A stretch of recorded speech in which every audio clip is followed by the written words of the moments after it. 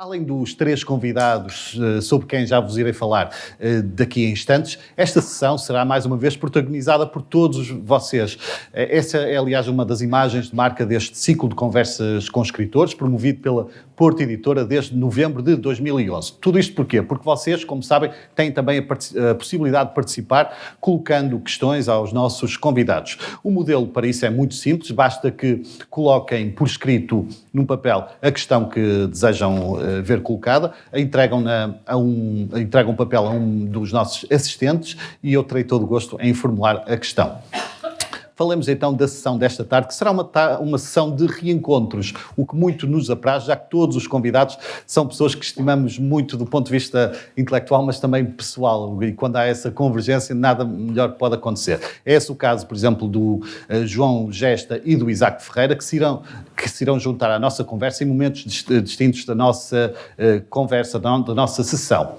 Quem também está connosco pela segunda vez, 2 anos depois dessa estreia no Porto Encontro, é a nossa autora em destaque. Ela é, sem dúvida, uma das mais notáveis intérpretes criadoras da nova poesia portuguesa e justamente aclamada como tal. Ela nasceu no Porto há precisamente 40 anos e começou a publicar também há 15 anos. No decurso desse tempo publicou 10 livros e o mais recente deles é Fósforos e Metal sobre imitação do ser humano e estará, como devem compreender, em destaque nesta conversa. Sem mais demoras, por favor, uma salva de palmas para Filipe Leão.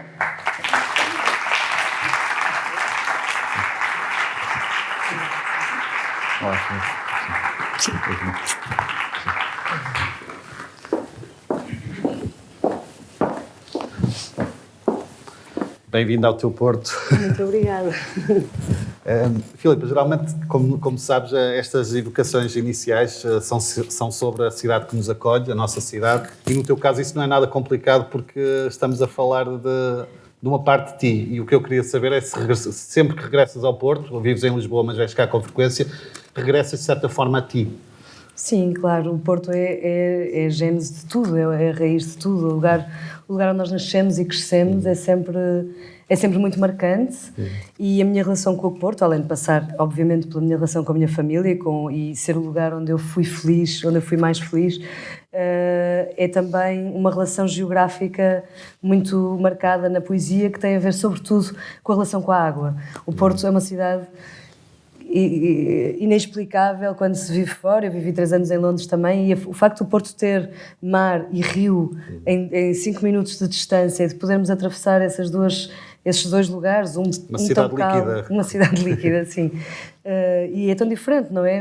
A paisagem de mar e a paisagem de rio, e no Porto o facto de se ver a outra margem é muito reconfortante para mim também. Portanto, há qualquer coisa na geografia do Porto que está em mim, mas que está também, acho eu. Uma vez perguntaram-me se qual era o meu rio, se era um rio metafórico. Não é nada metafórico. Quando eu falo de um rio, geralmente é sempre do Douro que estou a falar, porque é de facto um rio que nos aproxima da outra margem. Eu não sei se isso reduz ou aumenta os nossos horizontes, mas para mim aumentou sempre a esperança. A hipótese de podermos atravessar aparentemente a nado um rio, que é uma aparente, não é? Uma ideia aparente, mas deu-me sempre muito conforto. Sempre que vens ao Porto, procuras saciar a tua fome de Porto, de que forma? Ou seja, além de que, obviamente, estares com os teus amigos, familiares, quais os lugares queres revisitar para que não sintas tanto a ausência quando estás fora? Eu venho muito frequentemente ao Porto. A minha família, que deve estar aqui, queixa-se bastante que eu venho cada vez menos, mas o vir cada vez menos é não vir todos os fins de semana, ou não vir de 15 em 15 dias. Eu quando venho, na verdade, hoje em dia, acabo só por estar com a família, às vezes nem digo aos amigos que cá estou. Há assim um ou outro que têm mais sorte nisso. Normalmente é sempre o Gesta que eu vejo, confesso. O Gesta e a Cristina, no fundo, acabam por ser a minha prioridade, porque também é mais fácil combinar coisas com eles, não são descomplicados, posso dizer. Estou a chegar, ok, vamos lá comer um peixe a Matosinhos. E é simples a vida com eles, e às vezes com outros amigos é tão complicado porque são todos mais novos, com montes de filhos muito pequenos, e é muito complicado combinar coisas. Portanto, acabo por estar com a família, mas ver o mar e ver o rio são coisas de que eu não abdico, nem que tenha de passar por lá, mas para mim é muito importante estar ao pé da água. Eu, quando fui para Lisboa no primeiro ano, fui para um projeto na Câmara de Lisboa, e trabalhava num edifício que pertence à Câmara na Rua Nova do Almada, e à hora do almoço ia sempre, isto parece uma coisa mesmo parece aquela provinciana da Clarice Lispector da Hora da Estrela, sabes? Quando ela chega a São Paulo, vinda do Nordeste, a nordestina maravilhosa que a Clarice descreve. Eu senti-me muito assim, porque eu chegava ao intervalo do almoço e fugia dos meus colegas para poder ir ao Cais das Colunas, que é uma coisa inconcebível, parecia estávamos a reproduzir os descobrimentos portugueses, mas para poder ver o Tejo, para poder sentir um bocadinho de conforto. A água, de facto, faz muita diferença numa cidade. E, de facto, eu só percebi quando saí do Porto e quando fui para Londres, que para nós é um dado adquirido, termos o rio e o mar como lugar de passagem. Uma cidade sem já não rio, conseguia, acho que já não conseguia. Com todo o respeito que tenho pelo interior e pela natureza de outro género, que é maravilhosa, mas para quem cresceu no Porto, eu acho que é muito angustiante estar longe da água há muito tempo. Não sei se vocês sentem isto, mas para mim é complicado. Portanto, para mim o Porto é o Douro e o mar. E a Praia dos Ingleses é um lugar onde eu ia muito quando estava cá, porque é uma esplanada na Foz que, apesar de tudo, não tinha muita gente que se conhecesse e tinha alguns turistas, mas ninguém chateava ninguém, eu ia para lá escrever bastantes vezes. E havia também um bar que desapareceu, ao pé do Maré Alta, no Douro. Lembras-te, havia duas esplanadas mesmo em cima do rio, como se fossem barcos, e eu ia muito para essa esplanada escrever sozinha. Ninguém me ligava nenhuma, na altura ainda não tinha quase livros nenhuns, e eu ia para lá. E era um grande conforto passar tardes, quando não tinha aulas, escrever. No Porto há também uma ligação grande à poesia, não é? Basta ver, os autores continuam a aparecer, há sempre muita gente do Porto e há o fenómeno das quintas de leitura, que tem quase 2 décadas. Que razões é que encontras para... O Porto já de si é uma cidade poética? Eu acho que sim, eu tenho sempre dificuldade, normalmente desenho quando as pessoas usam a palavra poética como adjetivo sobre outras coisas. Acho que já falámos sobre isso outra vez, que é quando se tornam as coisas, isto é muito poético, aquilo é pouco poético, mas depois a poesia em si não parece nada poética à maior parte das pessoas. Eu sinto que quase que deixou de haver o espaço da poesia para a poesia, não é? Lembro-me uma vez ter comprado uma antologia de poesia de poetas de Madrid, que se chamava Todo és Poesia, menos la Poesia. E de facto, a certa altura, eu tenho um bocado de medo de usar a palavra poética para descrever coisas, mas no Porto é inevitável, e desculpem o bairrismo, porque aquela frase do José Gomes Ferreira diz Porto, cidade de luz de granito, não é? E de facto é uma cidade de luz de granito. Há qualquer coisa no Porto que é tão antagónica de alguma maneira, não é? Tem um lado sombrio, mas aquela luz é de facto muito poética, no sentido que as pessoas costumam dar esse adjetivo que contém um lirismo, uma certa reflexão sobre as coisas, acho eu. Mas eu acho que o Porto também, como em tudo, foi educando os seus habitantes, de alguma maneira. Portanto, eu também tive a grande sorte de crescer no Porto, um pouco antes das quintas de leitura, no Porto do Pinguim, com Joaquim Castro Caldas, que há 25 anos fazia às segundas-feiras, que ainda se mantêm, com o Rui Spranger, não é? E com o Rui David e com todos nós que lá vamos passando, mas crescer como adolescente numa cidade que à segunda-feira, quer chovesse, quer fizesse sol, que fazia pouco na altura, tinha sessões de poesia de uma forma tão democrática que, no fundo, em Lisboa tens hoje em dia os poetas do povo, isto deve ser eu, desculpem, os poetas do povo e outras sessões, mas que são programadas, não é? Portanto, a pessoa, em princípio, é sobre os surrealistas ou é sobre um poeta em particular. O Pinguim não, portanto, nós chegávamos, abríamos qualquer livro e líamos, e qualquer um de nós podia ler. E isso também eu acho que educa toda uma juventude a poder ter essa liberdade e olhar para a poesia de uma forma mais próxima, não é? Saberes que não tens que te inscrever quase para ler aquele poema, que pode ser teu. E vai ao encontro da própria liberdade que é intrínseca à poesia, não é? Falemos também da tua infância, mas uma infância muito povoada pelos livros, muito habitada pelos livros. Aos 11 anos disseste que querias ser escritora. Foi uma iluminação precoce ou apenas uma... Eu espero que sim, mas ultimamente penso que não teria sido uma coisa para imitar a minha irmã, que lhe pedi desculpa publicamente, porque na verdade, por essa idade, a minha irmã tinha feito um livro nas aulas de trabalhos manuais, quando se fazia livros à mão, e tinha feito um livro de contos, de histórias maravilhosas, que eu imitei rigorosamente quando chegou a minha vez. A minha irmã é 5 anos mais velha do que eu. Quando chegou a minha vez de ir para as aulas de trabalhos manuais, de que eu não tinha jeito nenhum, chumbei a textos porque não conseguia fazer o bocado de tapete que me cabia, mas pronto, nos trabalhos manuais lá consegui, com a ajuda da professora, fazer um livrinho igual, só que claramente era a poesia o meu território. Portanto, a única diferença, tudo igual, o título, que era o meu primeiro livrinho, a assinatura era tudo igual ao livro da minha irmã, só que o dela era de histórias e o meu era de poesia. Portanto, acho que tudo isto também tem a ver com a nossa mãe nos ler e recitar poesia, nós termos uma relação com a literatura que era muito oral. Eu há pouco tempo cruzei-me com a arte, uma das artes poéticas da Sofia, em que ela fala também dessa relação com a poesia. Penso que todos nós, de alguma maneira, que tivemos famílias que se interessavam pela poesia, vais ouvindo poemas ditos de cor, porque como quem tinha família que cantasse o fado e que cantavam um fado. E na verdade nós tínhamos essa relação com a literatura que tinha um bocado a ver com a nossa mãe, também gostar muito do Vilaré e, portanto, ter-nos introduzido também ter-nos falado nisso e termos ido ouvir. Mas o que te encantava na poesia na altura, Filipe, ainda é o que te encanta hoje? Ou os motivos são os mesmos? Ou continua a ser o tal grande mistério, embora agora sejas também uma criadora? Eu acho que o que me fascinava, na verdade eu nunca tive jeito nenhum para a realidade, interessou-me sempre muito pouco. Fui uma adolescente muito esforçada para sair à noite, por exemplo. Sempre gostei muito de conviver, mas cheguei a adormecer no Twins. Portanto, dava-me imenso sono, a obrigação de convívio permanente da adolescência. Mas eu tinha tanto medo de ser diferente que tentei mesmo muito, e acho que justiça me seja feita, praticamente consegui tentar encaixar-me, mas muitas vezes apetecia-me muito mais ficar em casa a ler. Mas achava que isso era tão esquisito que ia na mesma. Agora, de facto, eu lembro-me que, e está cá a minha irmã que não me deixará mentir, nós tínhamos, nas secretárias, tínhamos mesmo, dividíamos o quarto e depois tínhamos uma secretária de cada lado, aquelas que fechavam. Sim. Que era a coisa mais maravilhosa que me aconteceu. Eu adorava voltar a ter uma secretária daquelas, porque parecia mesmo que o teu mundo, quando fechavas, ficava ali, secreto. E eu lembro-me, desde muito miúda, que eu tinha, que é uma coisa um bocado bizarra, eu era muito miúda, não sei que idade teria, mas para ser esse quarto, devia ser muito miúda, e eu lembro que tinha sonetos de Camões, que eu ainda tenho comigo numa caixinha das coisas desse tempo, sonetos de Camões que eu passava à máquina e depois mais tarde, quando tive a primeira impressora, que ia pondo na secretária, coisas assim um bocado fora da época. Portanto, fascinava-me imenso o que a poesia me trazia de sonho, de alguma maneira, de transporte para outra linguagem, porque aquilo não era absolutamente descodificável, não era imediatamente descodificável. E, portanto, a ideia de poder gostar de uma coisa que eu não entendia totalmente sempre me interessou imenso. Portanto, eu não tenho nenhuma obsessão, por isso é que eu também gostei sempre dos surrealistas, pelo entendimento. E os poetas pareciam-te talvez figuras inacessíveis nessa altura? Eu achava que estavam todos mortos, eu nem sabia que havia poetas vivos, era uma coisa estranhíssima.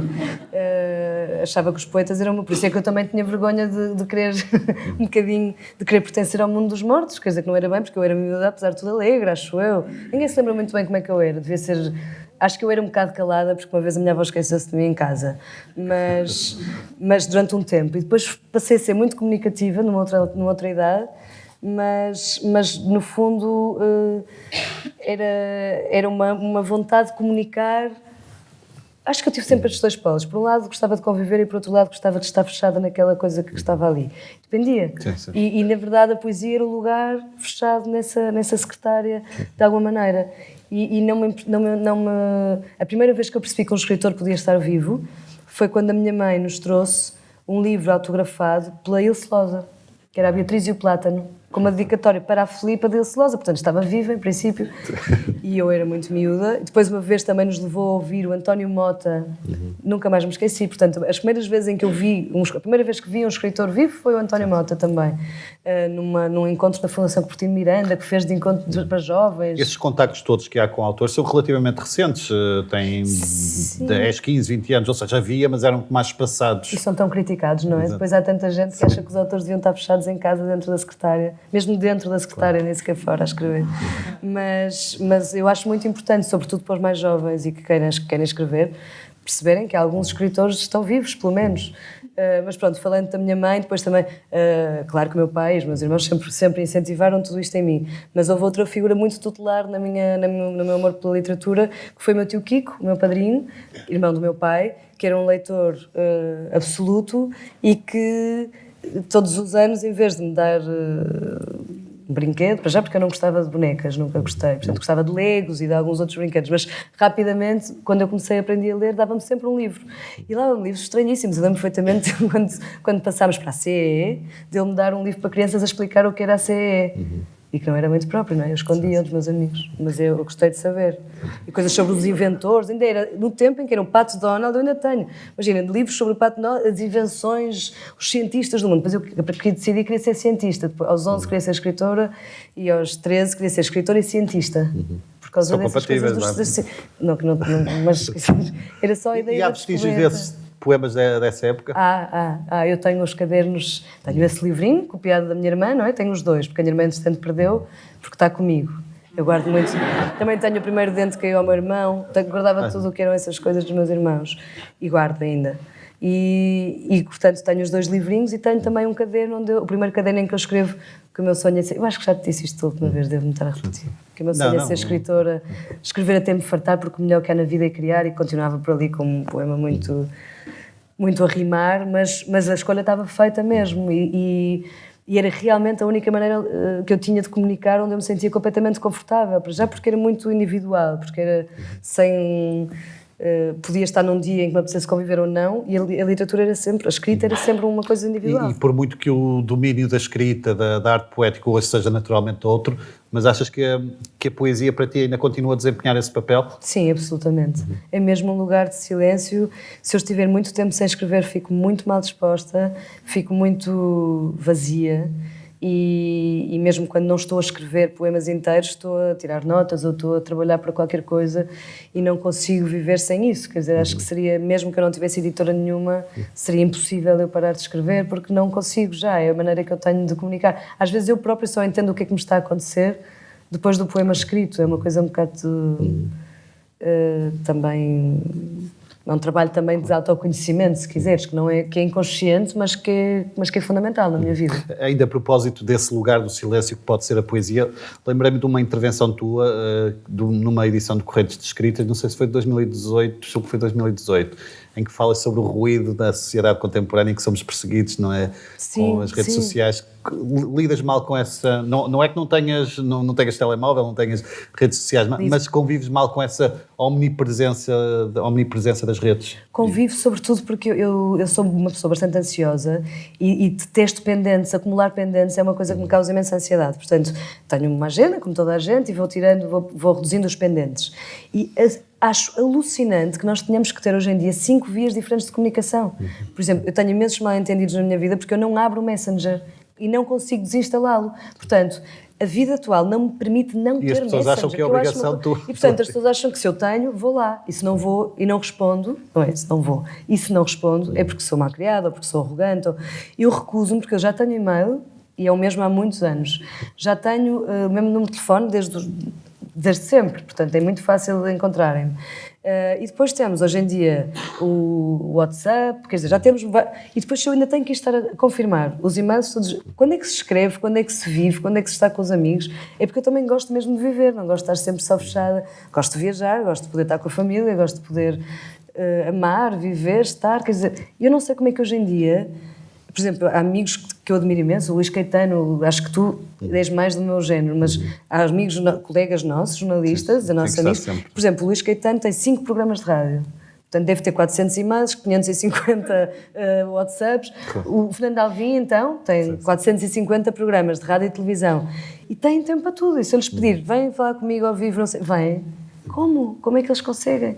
Eu não consigo. Não te consideras disciplinada? Aqui não é só um caso de disciplinada. Não é um caso de disciplina. Se quiser disciplina-me, se eu me disciplinar, não vou ter tempo para escrever, nem para viver. E, portanto, não me faz sentido que eu tenha que estar a responder a todas as solicitações que o mundo gerou, porque é tão fácil hoje em dia abrir. Onde é que está esta pessoa? Facebook. É esta. Pela cara deve ser esta. Claro. Messenger.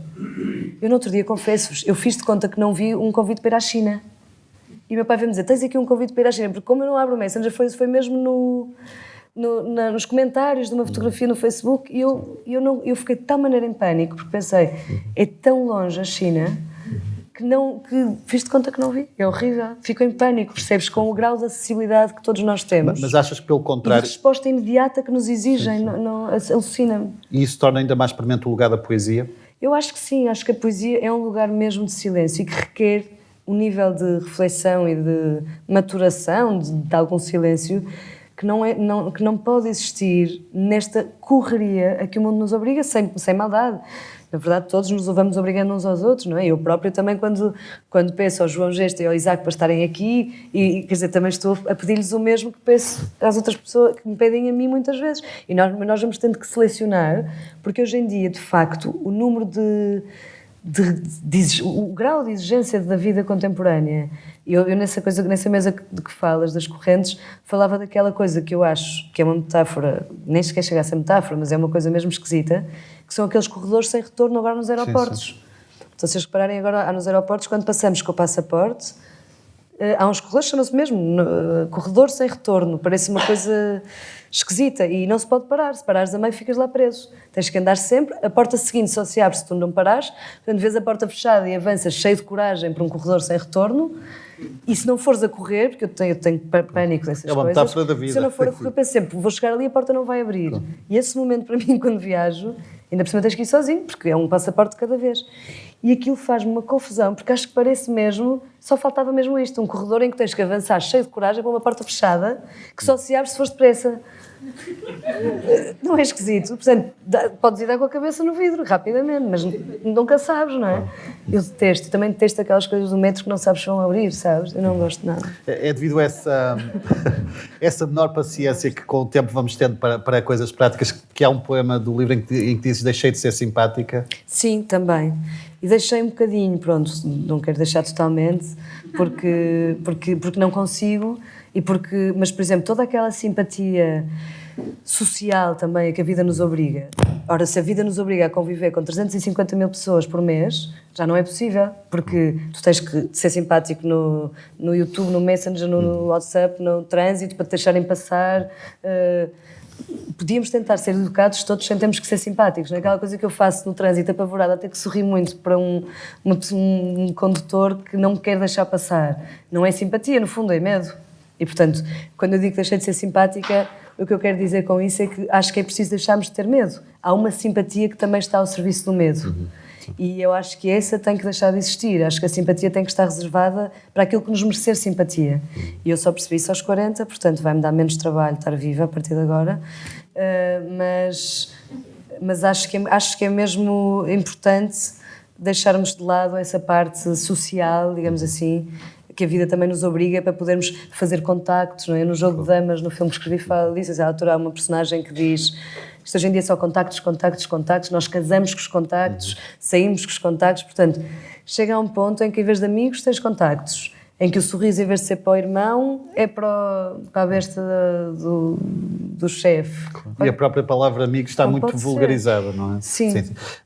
Vamos já abrir espaço para as leituras, mas queria só colocar uma breve questão sobre os teus livros publicados. Eu falei em 10, e são 10 livros publicados, mas julgo que há um livro igualmente importante, mas mais secreto. Queres falar-nos dele, Filipe? Quero ir mesmo no dia certo, porque nós estamos na Biblioteca Almeida Garrett. Eu não demorei alguns anos a falar nisto, porque o livro esteve fora de mercado e porque não tinha uma chancela, mas o meu primeiro livro, na verdade, de todos, chama-se As Minhas Folhas Caídas, está aqui, e foi um presente que a minha irmã me ofereceu, de surpresa, e compilou os meus primeiros textos, quando eu fiz 18 anos. E, portanto, nesse dia, eu recebi uma caixa, e quando abri a caixa tinha a minha primeira edição, julgo com 50 exemplares, à volta de 50, que eu podia oferecer aos amigos, e na verdade, não sei se isto me fica um bocado mal, mas nesse dia eu também recebi um pequeno carro, que era o carro que tinha sido da minha irmã, e agradeço muito aos meus pais esse gesto, porque foi uma maravilha, mas eu nem liguei ao carro, foi uma coisa de tal maneira alucinante, eu fiquei tão feliz e foi uma sensação tão impressionante ver o meu nome na capa de um livro. E é muito curioso, porque a minha irmã tinha-me perguntado um tempo antes, e eu nunca associei, que título é que eu daria a um livro meu. E eu tinha-lhe dito, estava a estudar Almeida Garrett e As Folhas Caídas na altura, e portanto é curioso que aqui estejamos nos meus 40 anos a falar disto pela primeira vez em público, nesta biblioteca dedicada a Almeida Garrett.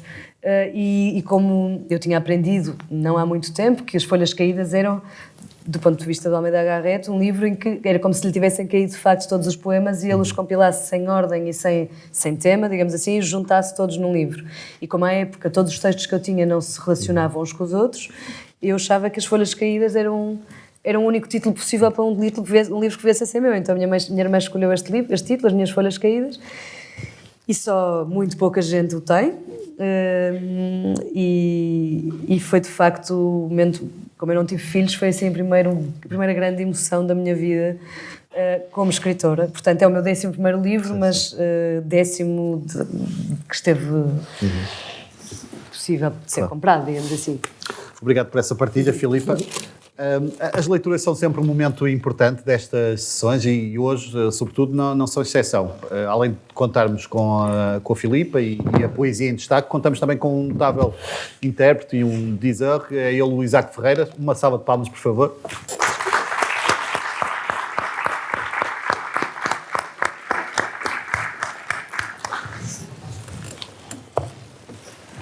Muito boa tarde.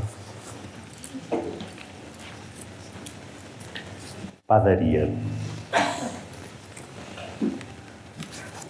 És tão bonito, rapaz da padaria.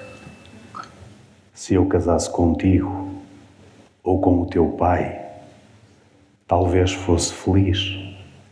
Mas sabes, já terminei 2 relações nesta padaria. Sim, é coincidência a mais. Da segunda vez, pensei que só ia lá lanchar. Vou mudar de casa e procurar outra padaria e nessa altura talvez venha aqui despedir-me de ti também. Eu ia, confesso-te, persistir no erro, na casa e na padaria, mas fui despejada de tudo. Mudo-me em breve.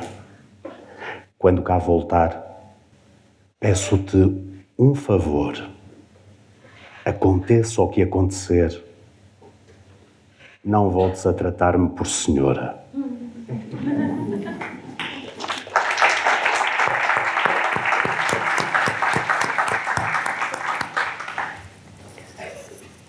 Sobre as pessoas que não dão laranjas.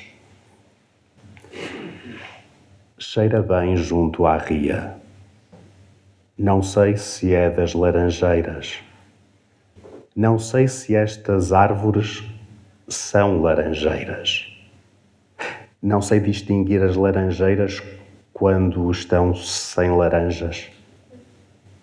O mesmo me acontece com alguns livros e com algumas pessoas.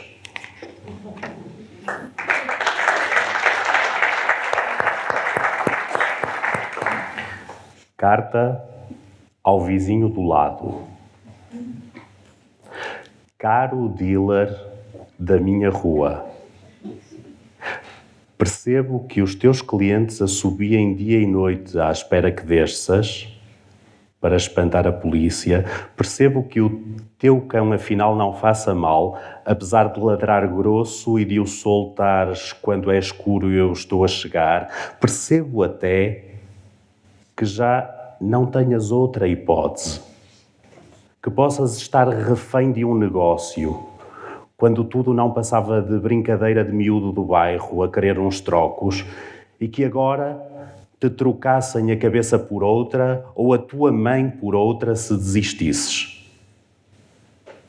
O que não percebo é que, ao fim de tantos anos de cordial vizinhança, saias hoje de casa aos palavrões e aos pontapés a repetir: ela não consegue fazer nada direito.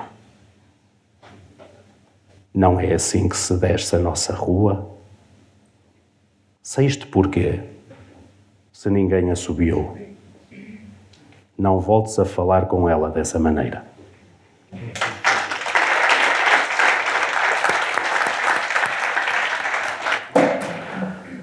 Para o João Gesta. O Ceausescu é meu amigo no Facebook. E eu às vezes faço-lhe like porque tenho saudades dos tempos em que ele tomava conta de nós. Depois de o matarem, emigrei para Portugal e aqui ninguém toma conta de nós. Falam dos romenos como se a Roménia fosse uma quadrilha organizada que só sabe vender Hansaplast e matar velhinhos no Algarve. Estou zangada com os portugueses, mas não ao ponto de os matar. Vou matando saudades do meu país no Facebook. Às vezes faço like no Ceausescu quando alguém partilha aqueles vídeos do YouTube com ele a discursar para muita gente. O homem tinha jeito para agitar a massa. Pus um retrato dele na mesa de cabeceira. Está a olhar-me de lado como quem diz: come chocolates, pequena. Vou comendo Oreos, gosto tanto de Oreos, enquanto pinto as unhas de cor-de-rosa, a cor preferida do meu Nicolai, coitado, que nas fotografias está sempre assim com a carita meio descaída. Às vezes sonho com ele. Meço-lhe a tensão, pergunto-lhe se anda bem das costas, se quer que lhe pinte os lábios gordos. Se foi assim muito difícil ser um ditador. O sonho acaba sempre da mesma maneira, com ele a tentar pôr-me a mão nas maminhas. Ai, Nicolai, Nicolai, imagino o trabalho que deve ter dado ordenhar um povo durante tantos anos. Alguns puseram-se contra ti, mas eu cá não sou preconceituosa. Dou-me com todos os ditadores da mesma maneira, até com os dos regimes democráticos. O que querem? I like Ceausescu. Ai, Nicolai, Nicolai, leva-me a andar de helicóptero.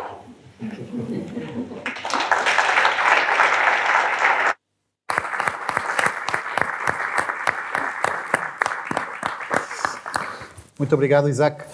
Vamos continuar a falar sobre um novo livro da Filipa Leal e, para tal, nada melhor do que chamar o nosso terceiro convidado desta sessão. É ele um programador cultural, João Gesta. Uma salva de palmas, por favor.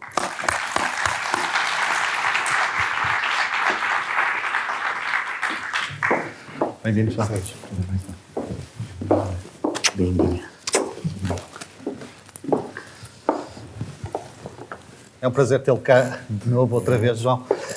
Já vamos saber o que é que pensa sobre o livro Fósforos e Metal, sobre a imitação do ser humano, mas primeiro quero saber o que é que acha do poema que lhe é dedicado e que acabámos de escutar. Gosto. Eu... É preciso dizer, explica, João, senão Sim. que o título é do João por causa de uma obra do João, explica-lhe. Sim. Eu tinha, aliás, temos uma amiga comum que tem não sei quê, conhece esta pessoa e ela invariavelmente responde: sim, é minha amiga no Facebook. Isso é uma coisa que me irrita profundamente. Eu não tenho amigos no Facebook, eu tenho amigos. E uma vez eu perguntei-lhe: olha, porque estava a crise na Roménia, não sei o quê, e o Ceausescu é teu amigo e tal, e ela ficou assim um bocado, não sei o quê, de modo que ficou.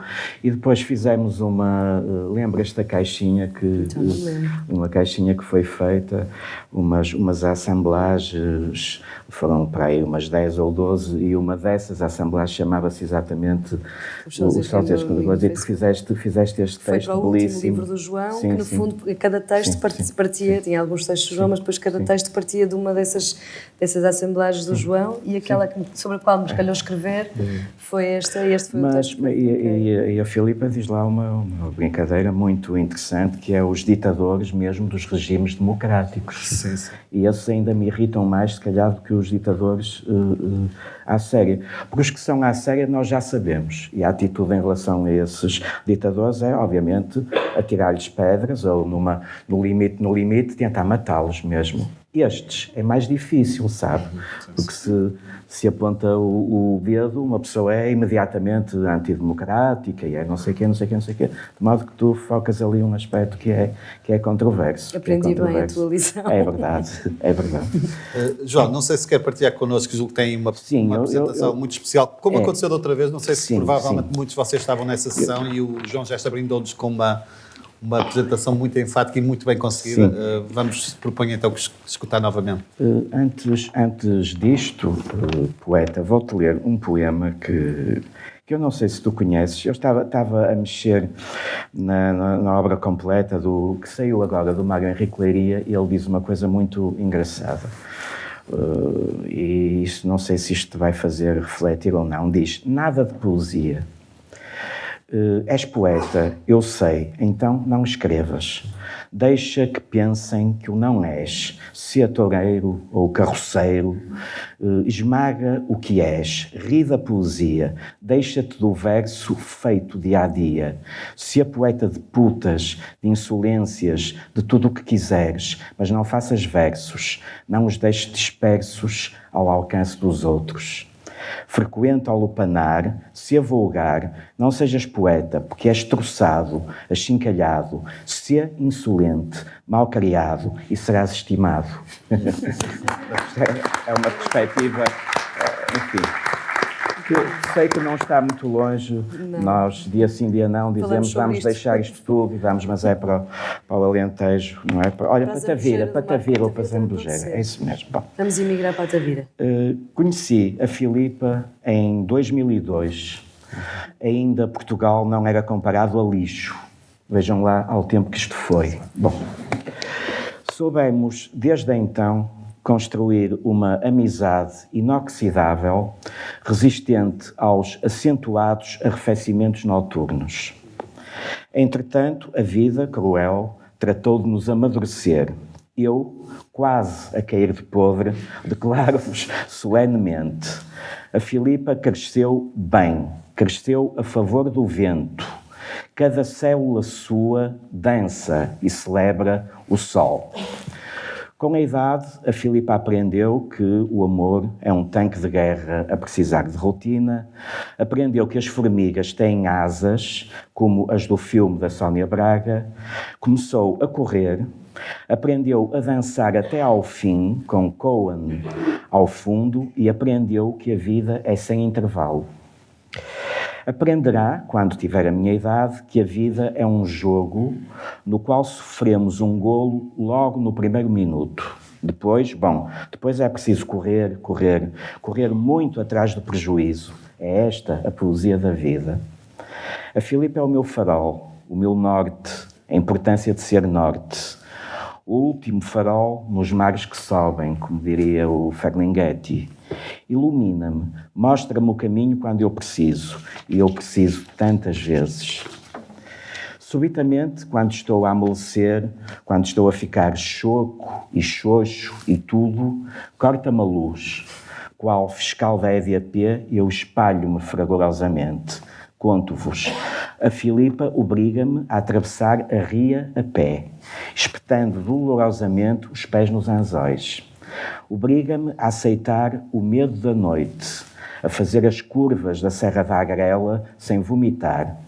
Obriga-me, em suma, a crescer, a perder o destinatário. A Filipa é a minha dealer espiritual, ou não tivesse casa perto do Aleixo. A Filipa e eu estamos unidos por duas frentes comuns invencíveis. Isto parece aquela coisa do Bloco e do PC, mas não é. É mesmo duas frentes comuns invencíveis, viscerais, que se entranharam na nossa pele. O amor e o humor. O amor, a tal sede que continua a crescer em nós, mesmo quando a saciamos. É do Piqueras. Tu apresentaste-o. É muito bonito aquele livro, não é? É lindíssimo. É. Gostei muito disto. O amor, a tal sede que continua a crescer em nós, mesmo quando a saciamos. Porque a sede, a outra sede, bebes um copo de água e fica resolvido, não é? Exato. Mas o amor é que é mais complicado. Bom, a Filipa e eu amamos sobretudo, às vezes, como o Daniel. Quanto ao humor, é a arma mais eficaz que encontramos de dizer não ao poder, de o escarnecer. Podem ter a certeza, nós não nos vamos inscrever em nenhum ginásio, não nos vamos inscrever em nenhum workshop sobre sexo tântrico, também não. Não nos vamos inscrever no partido rosé do governo, não. Nunca ninguém nos verá em bicos de pés ou em bicos de pato para alcançarmos o céu ou os nossos 2 minutinhos de glória. Somos da base, da multidão, rimo-nos convulsivamente dos nossos medos, gostamos de ser imperfeitos e, sobretudo, esta asneirola é tua, estamos-nos cagando para a beleza do universo. Está num poema. Está no poema. Fósforos e Metais sobre Imitação de Ser Humano é o 11º livro da Filipa Leal. Ao longo da sua carreira literária, que começa em 2003 com a publicação de Lua Polaroid, a Filipa soube fazer aquilo que é mais difícil para um poeta: conquistar a sua própria voz, consolidar um estilo, uma arte de dizer.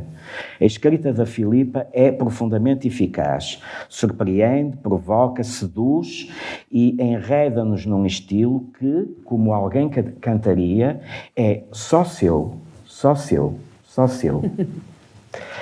Já não é preciso conhecer a Filipa para se gostar, para se ter medo dos livros que escreve. A Filipa resiste através do ato da palavra. Fósforos e metal sobre imitação de ser humano é um ato de resistência, um livro onde arriscamos a perder o norte em cada página. Neste livro, as palavras são centros de vibração.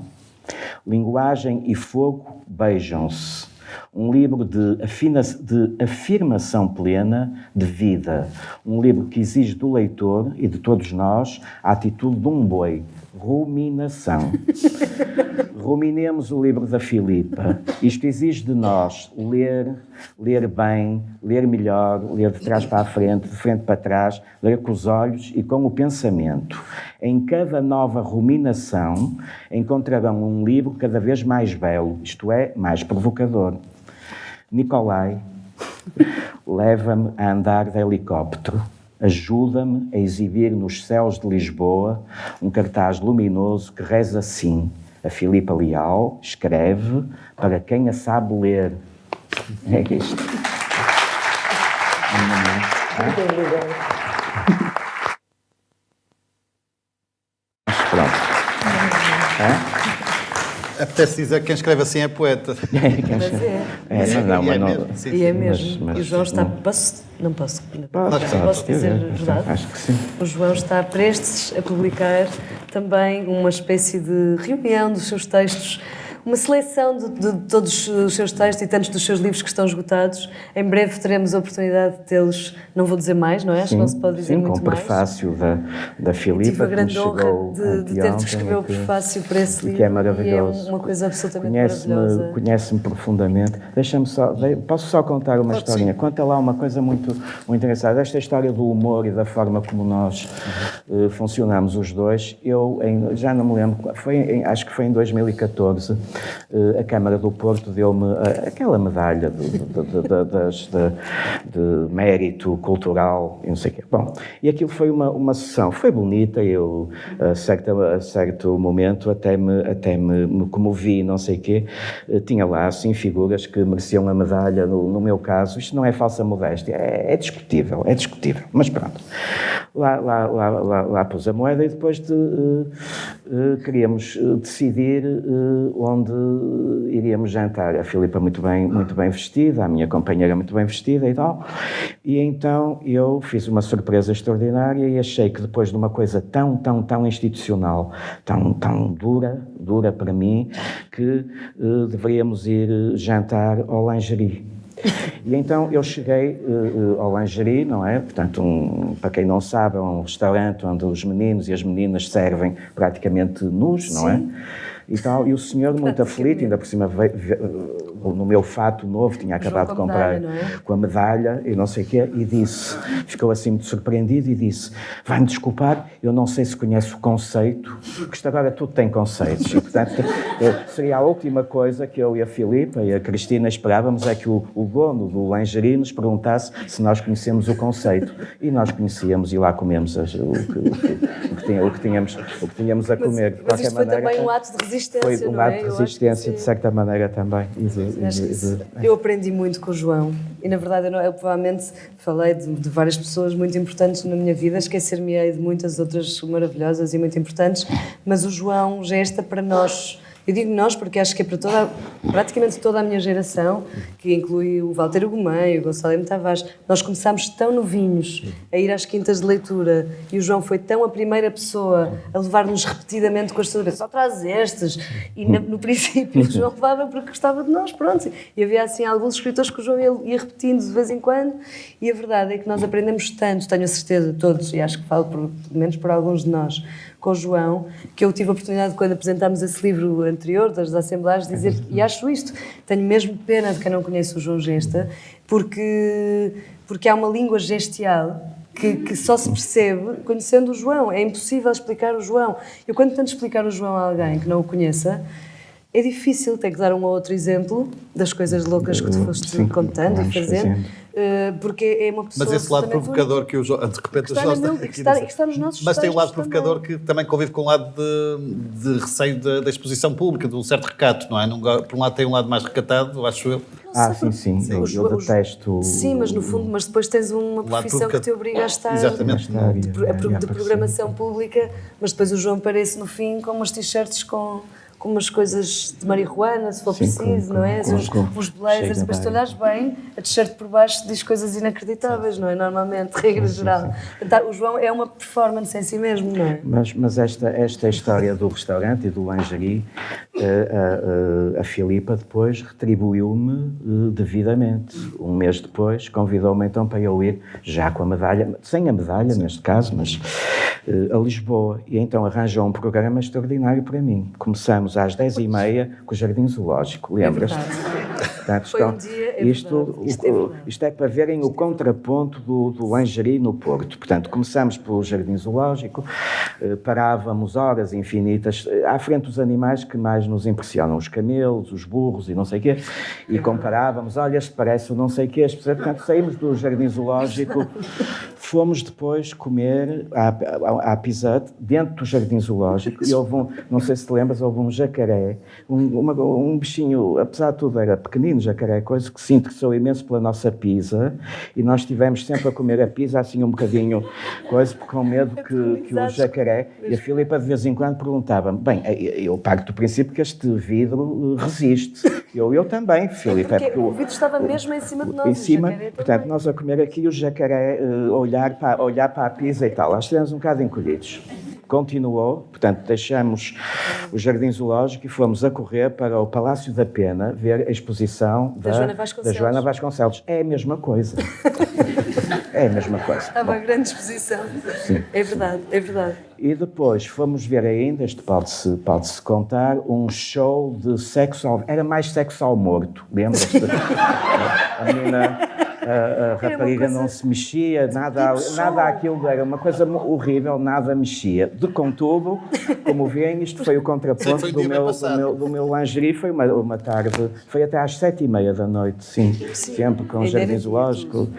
Ou seja, a vossa relação de amizade tem quase 20 anos, 17, 18 anos, e sim, mas estar com o João, tem sempre surpresas, estar com o João é uma espécie de performance permanente. Eu não sei, a Cristina, que vive com o João quase há 25 anos, dirá, não é? É uma performance permanente, não é?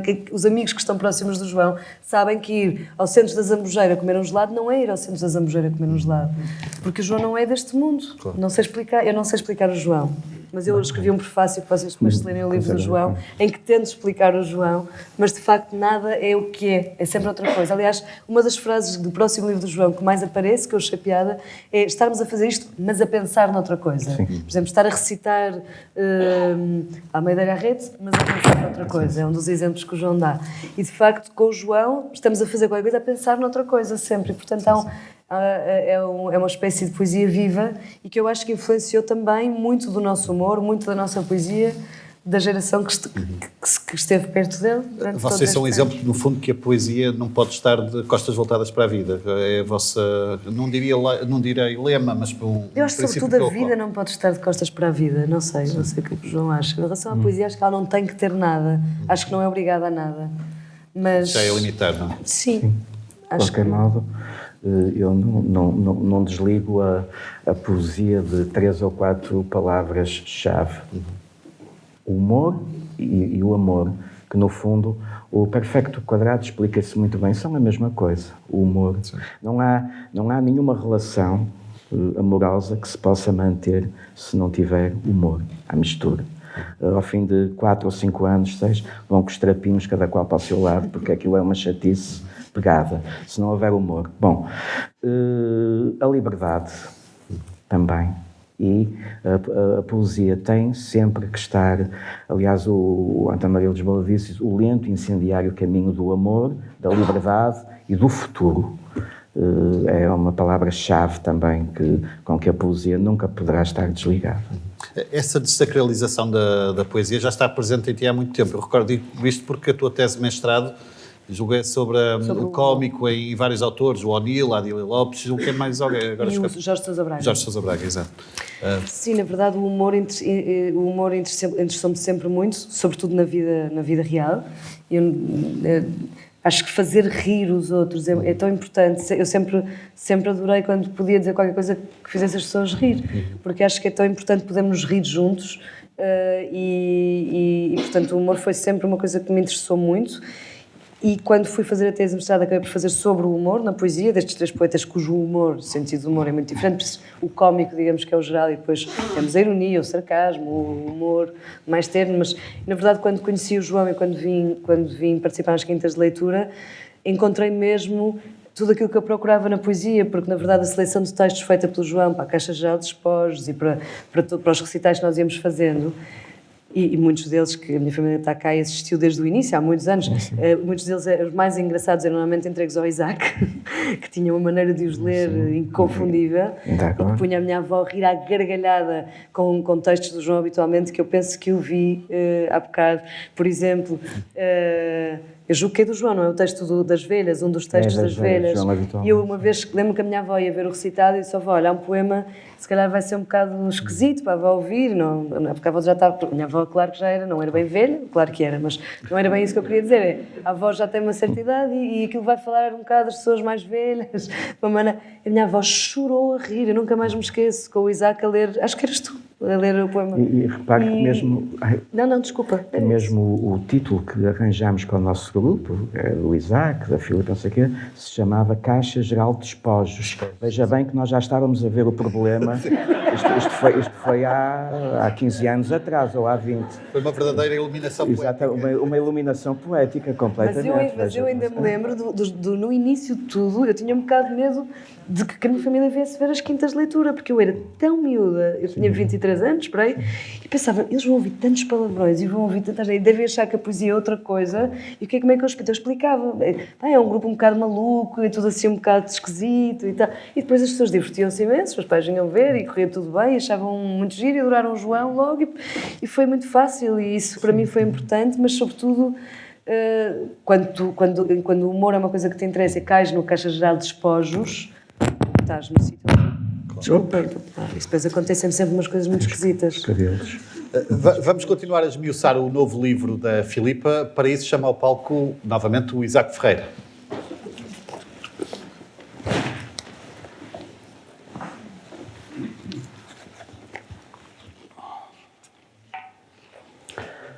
Os maus. Estou convencida de que os maus vão sempre salvar-me dos piores ainda. Todos os malucos do mundo se aproximam de mim. Sou educada, não gosto que falem sozinhos comigo. Ouço tudo, respondo como posso, rezo para que não sejam maus. Também se aproximam muito do meu irmão. Pedem-lhe cigarros, contam-lhe a vida inteira. Os amigos do meu irmão ficam à espera que a conversa acabe para entrarem no bar. 1 hora, se for preciso. O meu irmão, como eu, não é pessoa para interromper os malucos. A mim, passam-me a mão pelo cabelo e às vezes dão-me medo, mas nem sempre. Penso que em vez de um maluco, ali poderia estar um mau. Os maus não se aproximam dos malucos. Passam por nós e porque veem 2 malucos, não se aproximam.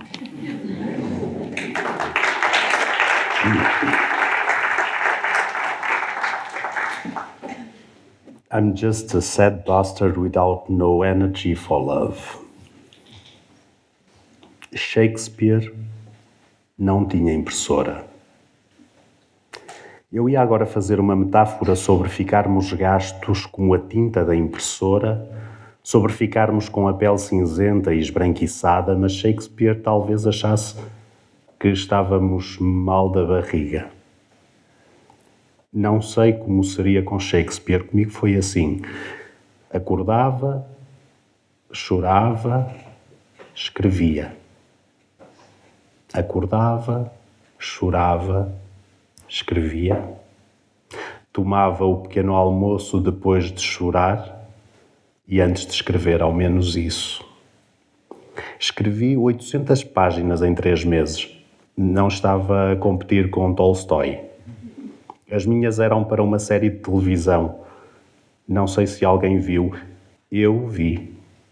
Não sei se mais alguém chorou além de mim. A série era para rir, mas não dava para perceber. Gastei-me nisso. Fechei-me em casa, sozinha, falava sozinha com as personagens, sonhava com elas. Nos almoços de família contava as suas vidas e o meu pai perguntava, preocupado: mas isso são pessoas que conheces, filha? Não eram. Elas só existiam na minha cabeça, mas existiam tanto, tanto, que na minha cabeça não cabia mais ninguém. Disse tudo e deixei tudo. Enquanto escrevia a série, disseste-me: sonhei que te atirava terra para a cara e ia comer mangas lá para fora. Devias ter ido logo nesse dia, amor. Tinhas toda a razão em sonhar assim.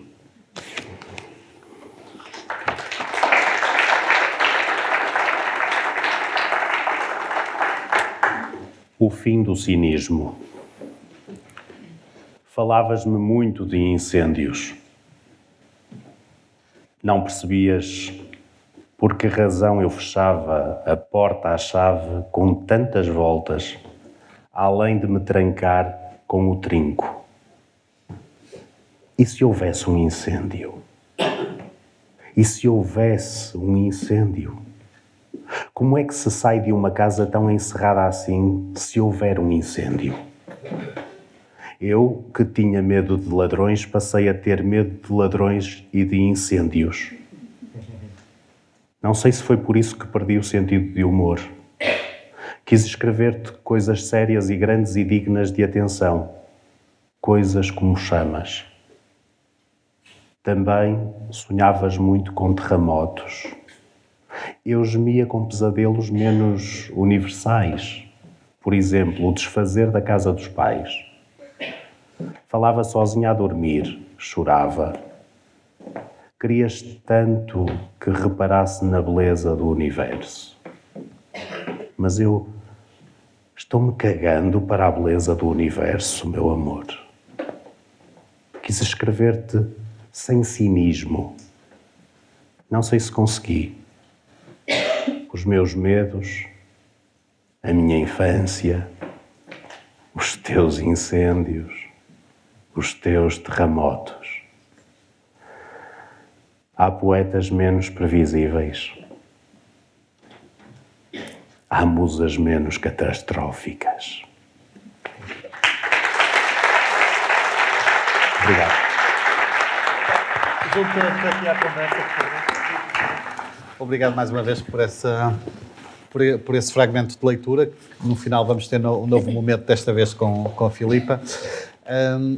Une-vos uma longa amizade, segundo sei, não é? Ainda se recordam dos contornos, como tudo começou? Tenho uma ideia.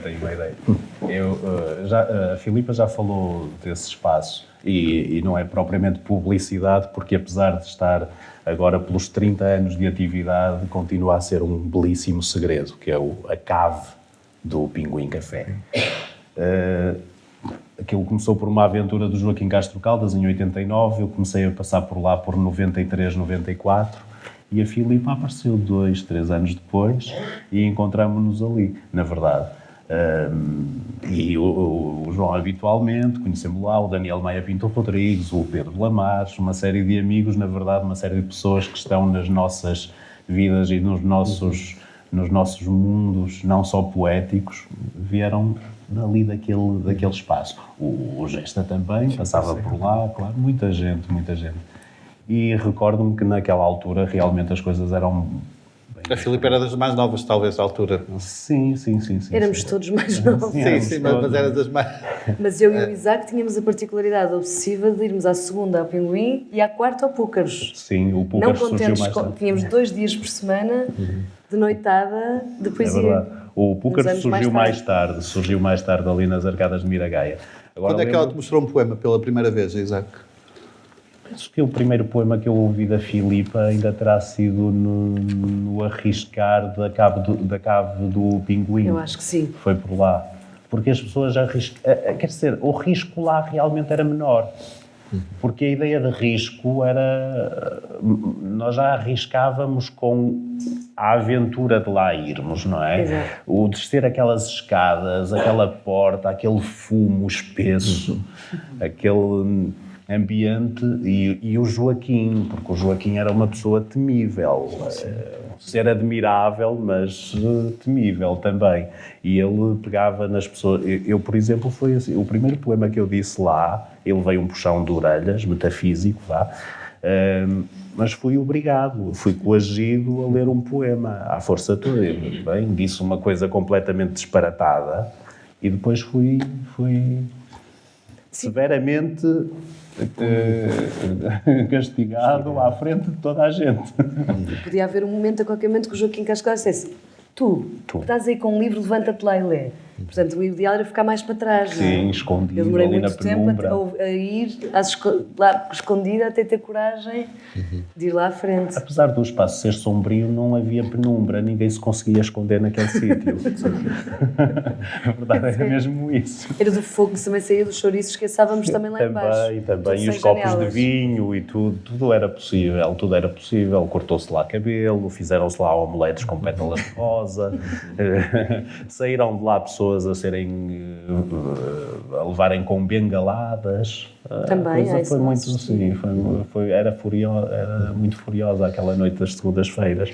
Hoje já há outros comportamentos, mas continua a vigorar. E eu Mas de vez dizer em quando poesia é uma atividade perigosa, porque o Isaac, que o diga, que tem uma cicatriz, não foi no Pinguim, mas conta lá. Isso é levei importante para as pessoas 3 saberem. pontos no sobrolho. Eu recebi 3 uma pontos. cabeçada depois de dizer uns poemas de David Moral Ferreira, é verdade.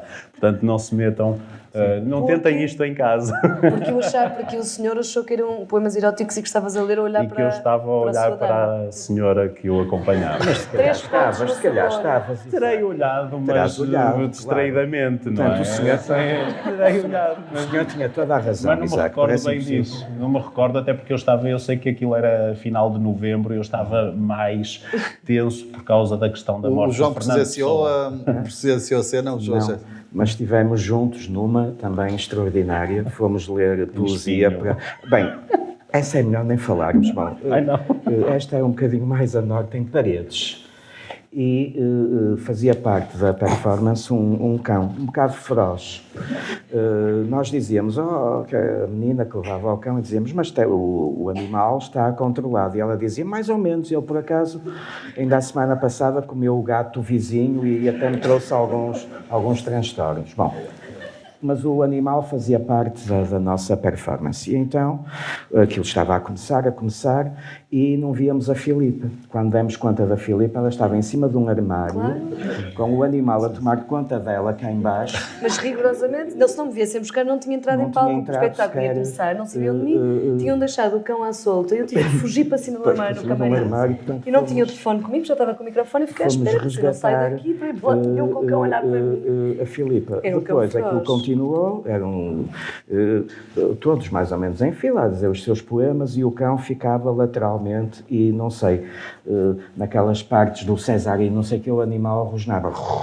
E então o Daniel Maia Pinto lia também os poemas e cada vez se chegava mais para a ponta oposta do animal, de modo que acabámos todos em Paredes a ler poesia, praticamente todos em cima uns dos outros, a coisa, e o animal no seu território enorme. Portanto, está a ver, é perigoso, complicado. uma Ler atividade poesia é uma atividade. Aliás, eu não de tive grande que fazer o risco. seguro de acidentes de trabalho e é caríssimo para um poeta.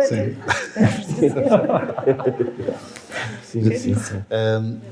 Filipe, ainda não te queria ouvir também a falar sobre o novo livro. Me impressionou bastante pelas várias dimensões que neles estão presentes, não é? Da mais pessoal, da qual já ouvimos alguns excertos, mas também um lado mais interventivo, mais reivindicativo, mais social, há até um projeto político aí inserido. Achas que este livro é um retrato teu de corpo inteiro para se compreender a Filipa hoje? A Filipa de hoje, no fundo o livro estendeu-se ao longo dos últimos 2 anos, não é? Mas o que encontramos aqui é o teu retrato por inteiro nas diferentes dimensões. Não sei, Sérgio, na verdade o que há 2 dias dei a primeira entrevista sobre este livro, uma jornalista do Expresso, e ela perguntava-me de que é que eu tinha mais medo quando escrevia um poema. E na verdade ocorre-me que a coisa que eu tive mais medo ao longo do meu trabalho, não é? Da mudança de livro para livro, a única coisa que eu tive medo quando demorei algum tempo a construir este livro é que eu não queria nada passar a vida inteira a escrever o mesmo poema ou o mesmo livro. E, portanto, interessa-me muito experimentar, acho que tenho esse direito, apesar de achar que todos nós acabamos por ter a nossa voz, não é? Como dizia o João, dentro dessa voz interessa-me experimentar outras coisas. Por isso é que a epígrafe que eu escolhi para este livro, uma delas, é do Hitchcock, em que ele diz que o estilo é mero autoplágio. E, portanto, na verdade, o que eu tentei foi não me plagiar nos livros anteriores, e este livro surge-me sobretudo, e essa é a principal diferença do trabalho que eu tive para este livro de montagem e de edição, digamos assim, foi porque este livro me surgiu de uma vontade enorme de sujar as mãos. Eu andava um bocado frustrada por só ter esta linguagem, e só saber, como eu dizia no Vem à Quinta-feira, só saber ler e escrever, o que apesar de tudo não é pouco, mas só ser apenas o contrário de um analfabeto, como eu digo no Vem à Quinta-feira.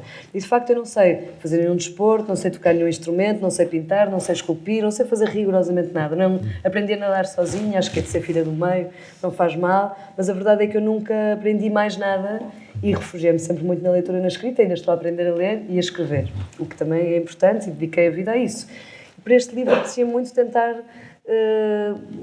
quase como tentar mexer em matéria, há um poema em que eu digo esta vontade de matéria, era mesmo como se eu tentasse, então ocorreu-me esta ideia, tentasse mexer em matéria, ocorreu-me esta ideia de tentar criar esculturas imaginárias e, portanto, criar um material, portanto, criar cada poema como se fosse uma escultura, descrevendo o material desse poema, como se esse poema pudesse, de facto, por exemplo, há um poema sobre a Companhia Nacional de Bailado e sobre a dança, cujo material é tule sobre pedra, portanto, como se o próprio material que eu descrevo pudesse ser em si mesmo parte do poema, mas pudesse, quase como se eu pudesse entregar este livro a um escultor e dizer, caro amigo, se quiser, use-o e faça o trabalho contrário. E então, pronto, por isso é que o título, que parece estranho, de facto, Os Fósforos e Metal sobre a Imitação do Ser Humano. Tem essa explicação? Tem esta hipótese de ser a descrição de um material, não é? De uma obra de arte, de uma peça de arte. E depois, claro, tem o outro lado, que no fundo eu não posso fugir dele, por mais que tente dizer que a imitação do ser humano é apenas a escultura, é a obra de arte, mas também não é inocente eu ter-lhe chamado imitação do ser humano, num tempo, de facto, em que também estamos, de facto, num tempo de grandes narrativas construídas, sobretudo com as redes sociais e com esta história dos amigos no Facebook e, quer dizer, todas as redes sociais, e que eu acho tudo muito bem, põe-nos em contacto e é ótimo, mas propiciam uma narrativa sobre nós mesmos, fictícia, não é? E, portanto, muito mais facilmente nós nos tornamos imitações de nós próprios. Nós podemos construir a nossa persona com alguma facilidade, parecendo felizes ou infelizes, de acordo com o que tem mais jeito. Se queremos chamar a atenção, pomos uma coisa infeliz. Se queremos que achem que nós somos boa companhia para jantar fora, pomos uma coisa feliz. Mas, quer dizer, quase podemos fazer um puzzle de nós mesmos. Portanto, Mas essa reinvenção que tu fizeste por ti mesmo, sobretudo por novo desafio, ou naquela tentativa também de oferecer sempre coisas diferentes a quem te segue? Não tenho nada em vista, perdoem-me por isso, mas não é essa a minha ideia, não é o leitor já está farto do que eu fiz até agora, o leitor não está comigo quando eu estou a escrever, de forma nenhuma. Eu escrevo porque preciso e porque para mim é fundamental, é um desafio para mim mesmo, é como tu, sei lá, eu imagino, não querendo comparar de todo, mas imagino uma coisa como... Quando eu vi a primeira vez os desenhos figurativos do Picasso, lembro que foi na National Gallery, lembro que a minha irmã estava grávida e eu lhe trouxe a reprodução de uma mãe grávida. Eu não sabia que o Picasso tinha tido desenhos tão tão figurativos, não sei se é assim que se diz, não é? Tão desenhos, o desenho de uma mulher grávida.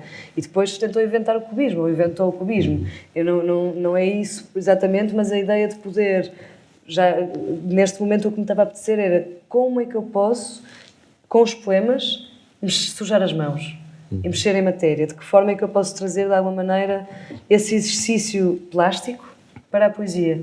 Sim, sim. E depois, claro, que saí frustradíssima, e portanto, a meio quando o livro depois tem outro capítulo, que começa precisamente com um poema em que eu chego à conclusão que não é possível sujar as mãos, não é possível, que não suja as mãos quem suja o poema, só, e portanto, depois encerrei esse capítulo e abri um novo capítulo que já é, no fundo, a tentativa de fazer outro projeto, e que se chama Projeto Político, e que abre com o epígrafe de uma poeta galega não, no caso era espanhola, muito interessante, que é esta Maria Sanches. Eu trouxe para partilhar contigo, que é uma jovem poeta espanhola. A Galiza tem sempre belos poetas. Tem. Esta, por acaso, conheci na Galiza, não encontro a Galiza, mas depois vim a perceber que não era galega.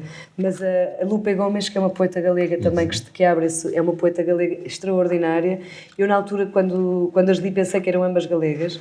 Mas esta Maria Sanches tem a segunda epígrafe, não é? Que ela diz: mas eu, no entanto, continuo sem nada nas mãos, não é? Portanto, no fundo, no segundo capítulo, o que se percebe é, apesar de eu ter feito esculturas através dos poemas, não é possível, não é? Continuo com as mãos limpas sobre o teclado, como eu digo no fim do livro.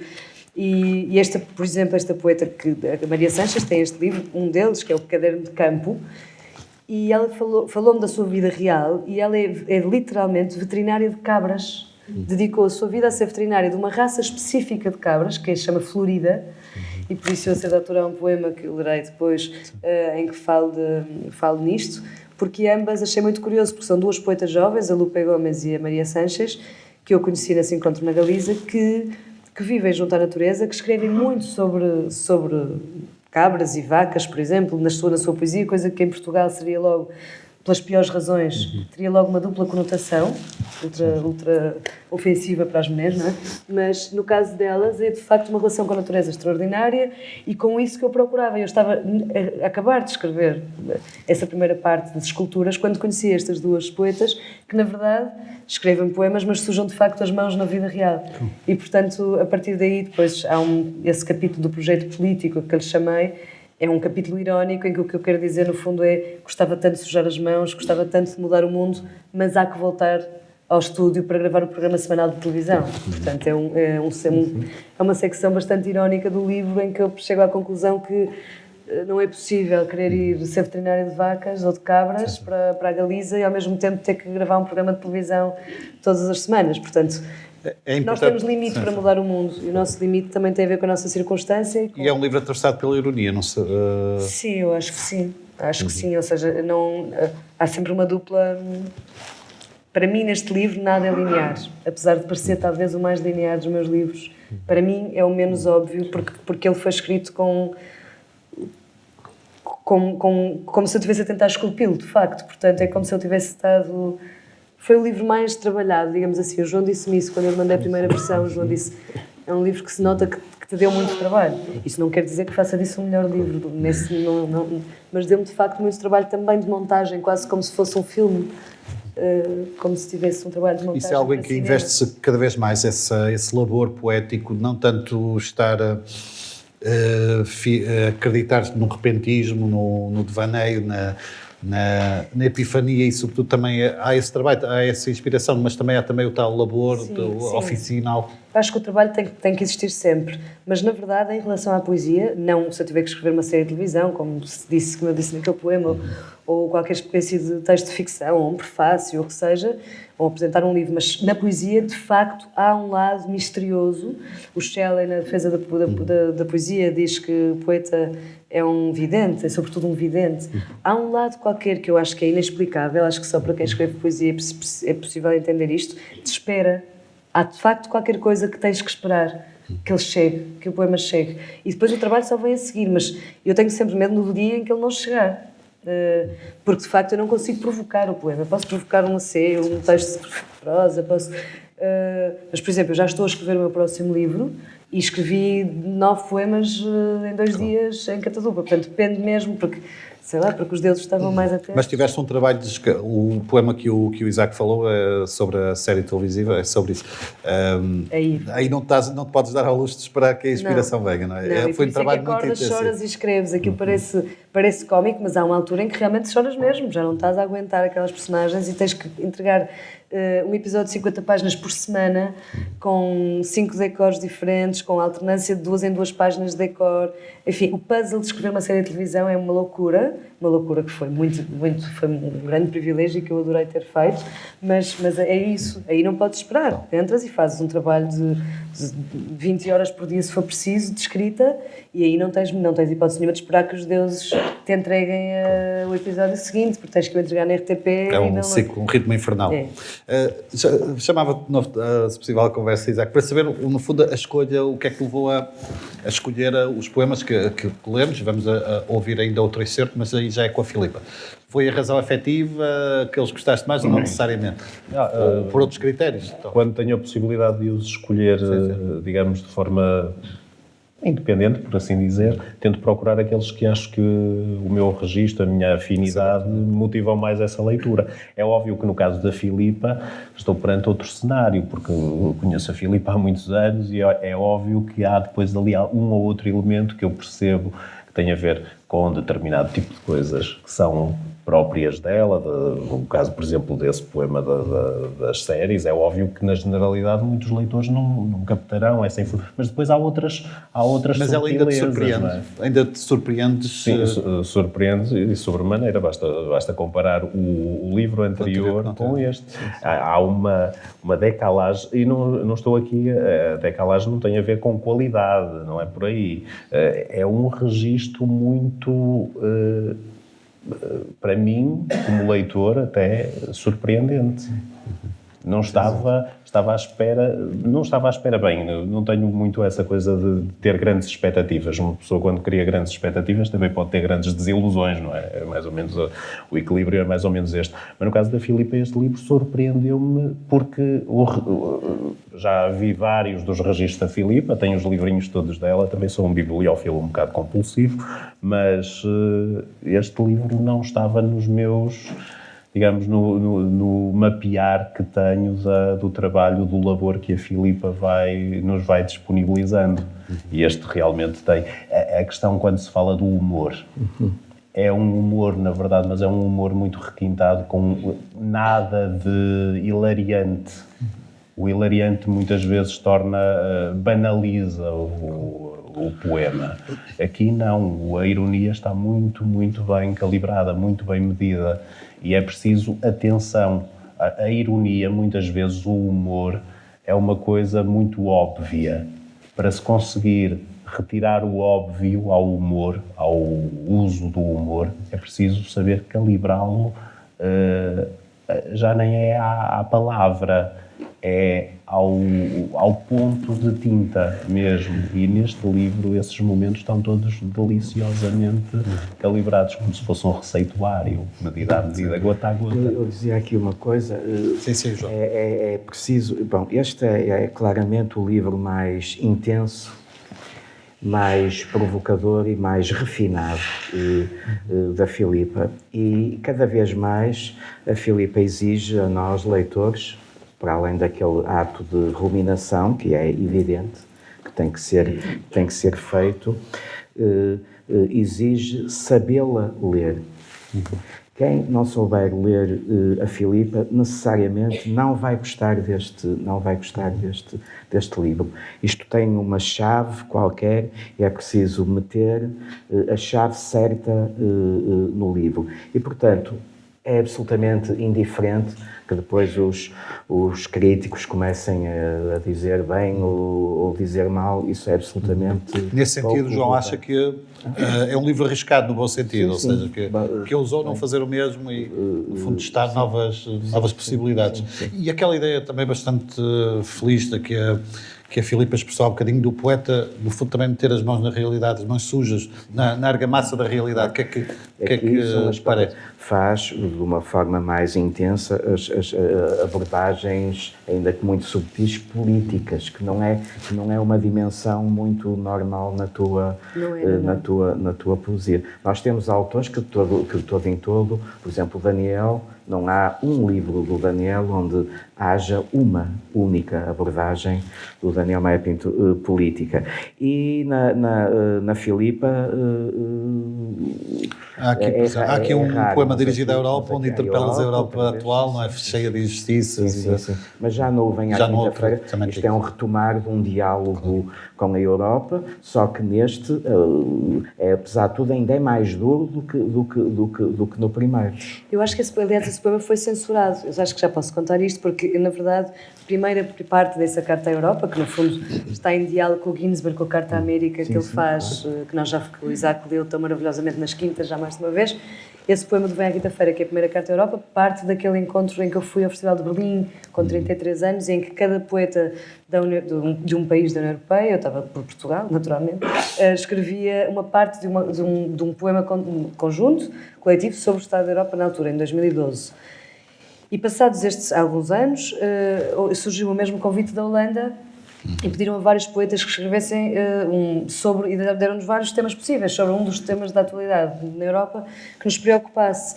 E a parte que eu escrevi e que lhes enviei, que está agora neste livro, chama-lhe Europa Segunda Carta, porque no fundo a segunda parte desse poema começou em Berlim, eu enviei o meu poema e quem de direitos do outro lado respondeu-me, agradecendo muito, estava em português, iam mandá-lo traduzir e logo me diriam então, porque o poema ia estar no metro de Amsterdão, os poemas, o meu e dos outros poetas europeus, ia estar no metro de Amsterdão, ia estar numa data de sítios, ia ser visto por não sei quantas mil pessoas, era uma coisa de entrevista a partidária, achava eu, e a política, mas era uma coisa para tentar sondar os poetas europeus do que é que estavam a sentir sobre o estado da Europa atual.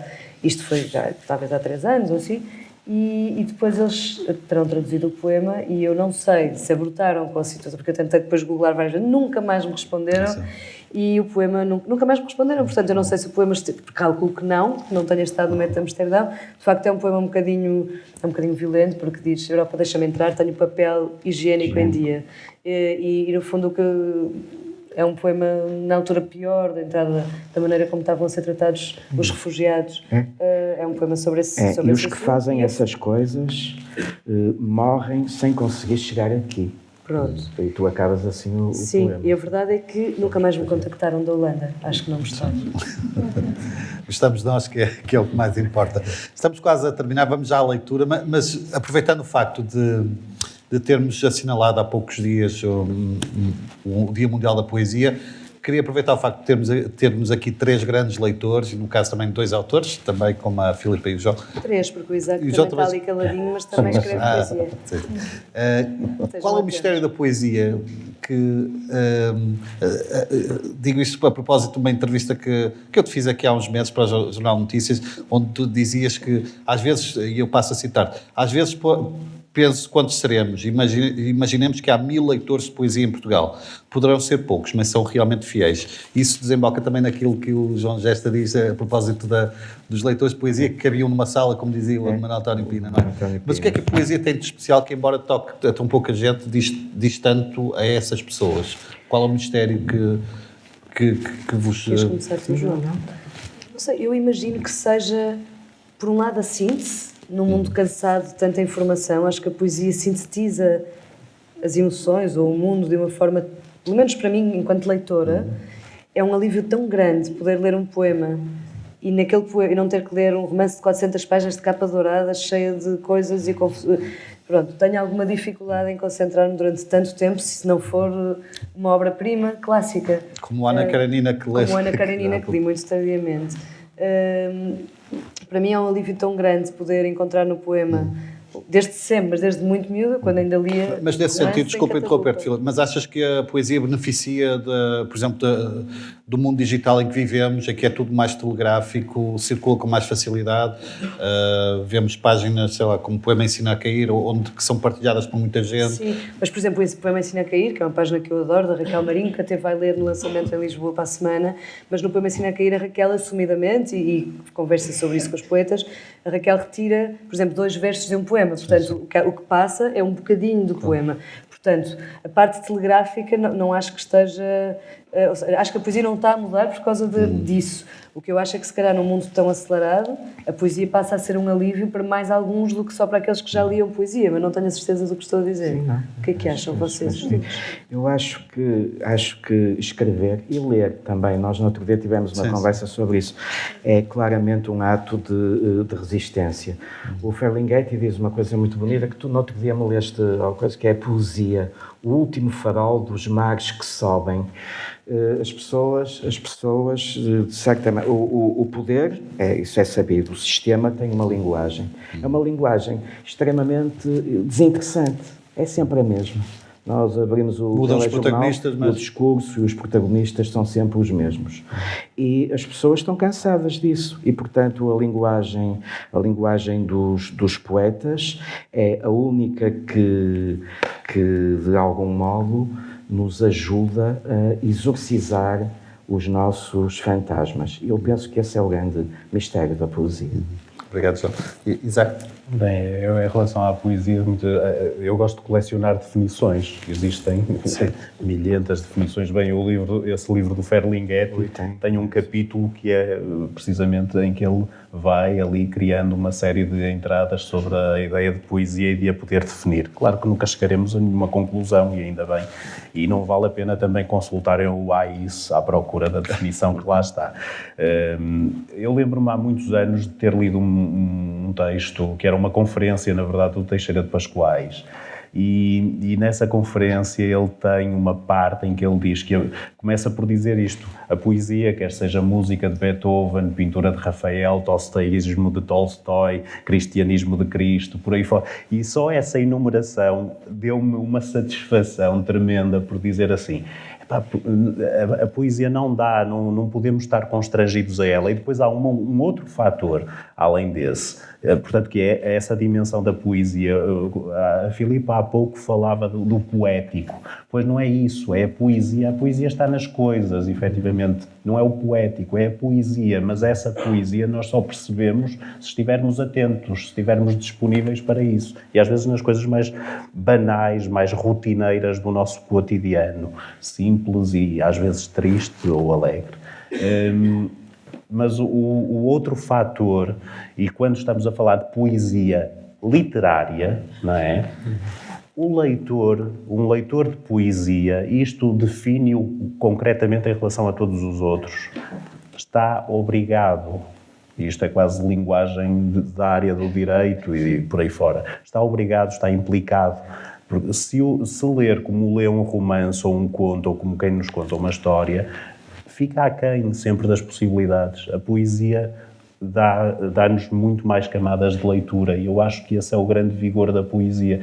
O problema é realmente, hoje em dia, então, com a falta de tempo, com a velocidade, com a aceleração, com tudo isso, ficamos sempre sujeitos a estar aquém, a não estar à altura dela, a poesia. Obrigado, Isaac. Vamos já terminar, vamos passar já a um momento de leitura, que certamente pelo qual estão à espera. Deixem-me só agradecer, antes de mais, ao Isaac Ferreira pelas leituras, ao João Gesta pela brilhante participação, à Filipa também por tudo, pela sua disponibilidade e simpatia, e a todos vocês também que tornaram possível esta sessão. Nós vamos regressar no dia 27 de abril, vamos ter outro poeta em destaque, João Luís Barreto Guimarães. A sessão vai ser aqui no dia 27 de abril, às 17 horas, estão desde já todos convidados. Vamos terminar então da melhor forma possível, escutando a Filipa Leal e o Isaac Ferreira. Vamos fazer aqui uma troca. Tu ficas mais. O João Gesta é sempre Sim, isto é muito atento. Muito bem. Obrigado. Mulher de perfil, com máscara na mão direita. Mulher a inventar o corpo. Desculpem, esqueci-me do material. Tanta coisa para falar de esculturas, vou recomeçar. Portanto, o título é Mulher de perfil com máscara na mão direita, bronze 2017. Mulher a inventar o corpo, a boca cheia de vestígios de pântano, de eras, de lodo, de incomunicabilidade. Mulher segurando a máscara, preparando-se para o esconderijo, para a fácil loucura de já não ser real. Mulher de perfil, tão pendurada, tão sem olhos frontais, provocando-se a própria obra que a inclui, desmotivando-se de tudo o que não for matéria, soltando-se de todos os que a veem bem. Mulher enchendo-se de bronze, tapando-se com a escultura que ela fará de si mesma. Terra estreita, cabeça de manequim enterrada em vaso de flores, 2018. Merecia que me enchessem a cara de terra. E nem isso era possível, porque passava os dias fechada na casa sem jardim. Não havia terra ali, nem um vaso, nem uma planta verdadeira. Tudo falso, falso, só ficção. O que mais queria, percebo agora, era ter ido comer mangas lá para fora, as mãos cheias de sumo, os dentes pregados uns aos outros por fios de fruta fina, caramba. Fruta daquela que suja a roupa toda, quem me dera, caramba. Uns dias sem palavrões, sem escrever sobre pessoas que não existem, uns dias de praia com pessoas que existem como eram e não como eu escrevia que elas fossem, caramba. Não é a terra que é estreita, sou eu. O minuto certo. Dizia-te do minuto certo do amor. Dizia-te que queria olhar para os teus olhos e ter a certeza de que pensavas em mim, que me pensavas por dentro, que era eu a tua fantasia, o teu banco de trás, o teu desconforto de calças caídas, de pernas caídas, da rua que não estava fechada, porque nenhuma rua se fecha para o amor. Na cidade do meu sono, havia palmeiras onde alguns repetiam charros e putas e atiravam pedras ao rio. Mas eu nunca gostei de clichês, nem de quartos de hotel, nem de camas que não conheço. Eu nunca abri as pernas no liceu, nunca abri as pernas aos 17 anos, de cigarro na mão. Eu nunca me comovi com o sonho de ser tua. Eu nunca quis que ficasses, entendes? Que viesses. Queria que quisesses de mim esse minuto certo, essa rua úmida de ser norte. Queria que me quisesses certa, exata, como um minuto onde me pudesses encontrar. Eu nunca quis de ti uma continuidade, mas um alívio, uma noção de ser gente, entendes? Eu nunca quis de ti o sonho do sono ou da viagem. Nunca te pedi o pequeno almoço, a ternura. Nunca te disse que me abraçasses por trás, que adormecesses. Eu nunca quis que me desses casa e filhos e lógica, que me convidasses para dançar. Queria os teus olhos a fecharem-se comigo por dentro e tu por dentro de mim. Queria de ti um minuto. Um minuto. A Last One for the Road, Cinzeiros Vazios, Cinza, 2016.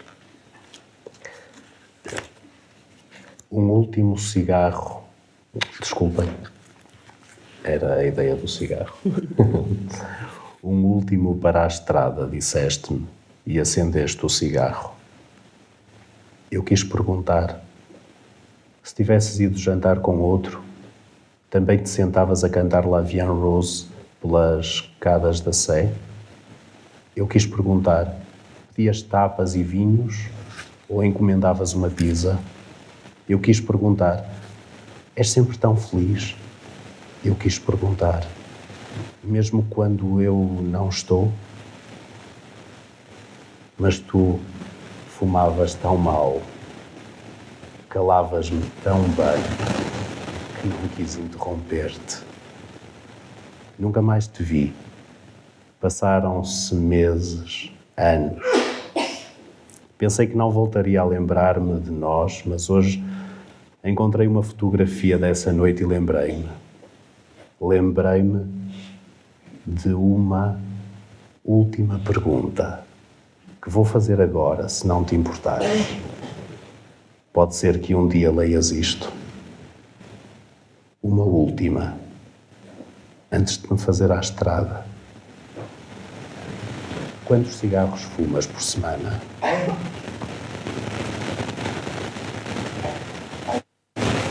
Projeto político, não me vais deixar daqui sozinha, não. Pronto, obrigada, Isaac. Para terminar, 2 poemas então, já sozinha. O Cesarini dizia que o poeta ia sempre sozinho para casa, não é? Projeto político 1. Subir aos montes. Eu hei de conseguir o regresso à terra. Hei de fazer como elas. Elas são sérias de dentro de uma inocência dorida. Estou tão cansada de ironia que hei de conseguir largar o sarcasmo na cidade e ir subir aos montes, como elas. Eu hei de sujar a boca com o leite das vacas. Hei de ser veterinária de cabras.